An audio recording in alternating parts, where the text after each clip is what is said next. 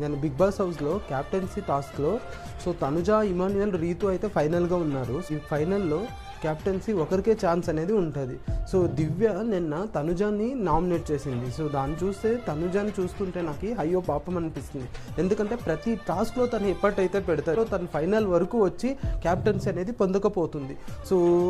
దివ్య ఎక్కడో personal reasons వల్ల తనుజాని captaincy నుంచి తొలగించిందని నా అభిప్రాయం. టాస్క్కు ముందే డైనింగ్ టేబుల్ దగ్గర ఒకవేళ నువ్వు రీతు ఉంటే నేను రీతునే నామినేట్ చేస్తానని అక్కడ క్లియర్ కట్గా బర్ణి గారి ముందే దివ్య అయితే చెప్పింది.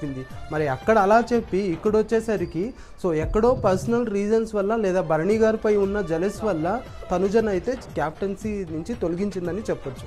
అక్కడ టోటల్ 3 మెంబర్స్ ఉన్నారు. ఆ 3 మెంబర్స్లో ఇమాన్యుయల్ అయితే 2 టైమ్స్ క్యాప్టెన్సీ అయితే అయ్యాడు.